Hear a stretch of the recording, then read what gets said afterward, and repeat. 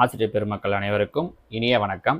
Special dead எக்ஸாமை பொறுத்த வரைக்கும் நமக்கு அவங்க சயின்ஸில் இருக்கக்கூடிய ஒரு டிபார்ட்மெண்ட்டோட அந்த ஆசிரியர் யார், இல்லை அதோடைய தந்தை யார், இல்லை அவங்களுடைய முக்கியமான கண்டுபிடிப்புகள் என்ன அப்படிங்கிறது மாதிரியான கேள்விகள் கேட்கறதுக்கு நிறைய வாய்ப்புகள் இருக்குது. ஏன்னா இதுக்கு முன்னாடி நடந்த டெட்லேயுமே அவங்க அந்த மாதிரிலாம் கேட்டிருக்காங்க. ஸோ நம்மளோட ஸ்கூல் புக்கில் ஓவராலாக இருக்கக்கூடிய இந்த எந்தெந்த துறைக்கெல்லாம் தந்தை யார் யார் அப்படிங்கிறத தான் இங்கே நான் கம்பைல் பண்ணி உங்களுக்கு ஒரே வீடியோவாக கொடுத்துருக்கேன். நிச்சயமாக இது உங்களுக்கு ரொம்பவே பயனுள்ளதாக இருக்கும். 1 இல்லை 2 கேள்விகள் வரைக்கும் நமக்கு இதுலேருந்து அட்டன் பண்ணுறதுக்கும் ஈஸியாக இருக்கும். இதில் ஃபஸ்ட்டு பாருங்கள், இயற்பியலில் அவங்க சொல்லியிருக்கிறதுல முதல்ல நவீன அறிவியலின் தந்தை, ஃபாதர் ஆஃப் மாடர்ன் சயின்ஸ் அப்படின்னு யாரை சொல்லியிருக்காங்க அப்படின்னா கலீலியோ சொல்லியிருக்காங்க. அவர் கண்டுபிடிச்சிருக்கிறது தொலைநோக்கியை மேம்படுத்தி வானியல் புரட்சி செய்தவர் அப்படின்னு சொல்லியிருக்காங்க. அதே நேரம் ஊசல் விதியை கண்டறிந்தவர். இது எங்கே கொடுத்துருக்காங்க அப்படின்னா நம்மளோட 10th புக்கில் கொடுத்துருக்காங்க. சரியா? அடுத்ததா இயற்பியலின் தந்தை அப்படின்னு யாரை சொல்கிறோம் அப்படின்னா சர் ஐசக் நியூட்டன் அவர்களை சொல்கிறோம்.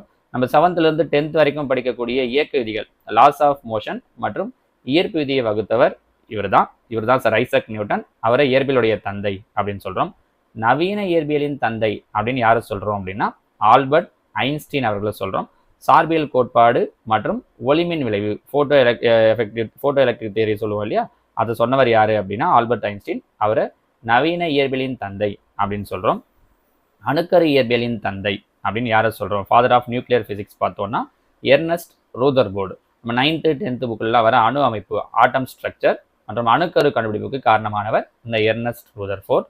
அடுத்ததான் இந்திய அணுக்கருவியலின் தந்தை, ஃபாதர் ஆஃப் இந்தியன் நியூக்ளியர் ப்ரோக்ராம்னு யாரை சொல்கிறோம் அப்படின்னா ஓமி ஜஹாங்கீர் பாபா.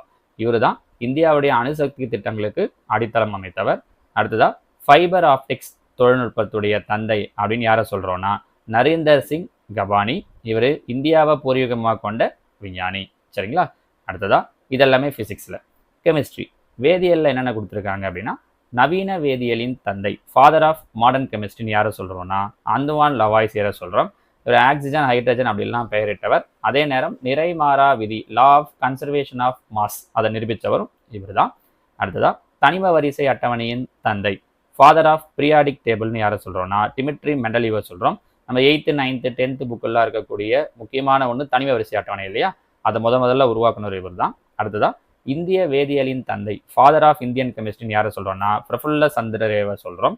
இந்தியாவோட முதல் மருந்து பொருள் தயாரிப்பு நிறுவனத்தை தொடங்கி வேதியியல் ஆராய்ச்சிக்கு வித்திட்டவர் இவர்.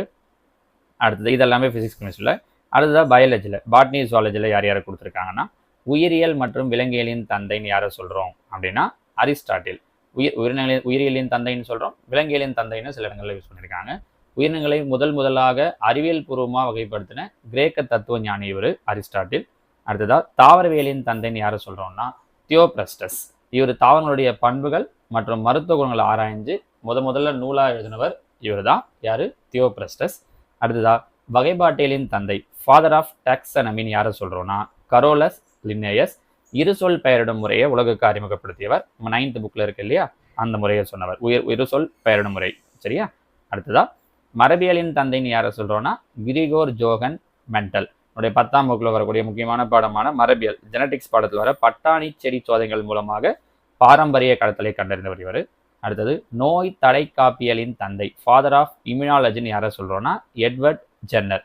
பெரியம்மை நோய்க்கான தடுப்பூசியை கண்டறிந்து தடுப்பூசி முறையை இவர் உருவாக்கினார். அடுத்ததா நுண்ணுயியலின் தந்தை, ஃபாதர் ஆஃப் மைக்ரோபயாலஜின்னு யாரை சொல்கிறோன்னா ஆண்டன் வான் லூவன் ஹாக். முதல்ல நுண்ணோக்கி மைக்ராஸ்கோப்பை வடிவமைச்சு பாக்டீரியா மாதிரியான நுண்ணுயிர்களை பார்த்தவர் இவர். ஓகேவா? அடுத்ததா இந்திய பசுமை புரட்சியின் தந்தை, father of Indian green revolution யாரை சொல்கிறோன்னா மிஸ்டர் MS சுவாமிநாதன் அவர்களை சொல்கிறோம். நம்ம 10th புக்கில் தாவர இனப்பெருக்கம் மற்றும் உணவு உற்பத்தியில் அதிக விளைச்சல் தரக்கூடிய நெல், கோதுமை ரகங்கள்லாம் அறிமுகப்படுத்தியவர் இவர். ஓகேங்களா? ஸோ சயின்ஸில் நம்ம புக்கில் அவங்க கொடுத்துருக்கக்கூடிய ஒவ்வொரு டிபார்ட்மெண்ட்டுக்கான ஃபாதருடைய லிஸ்ட் இது தான்.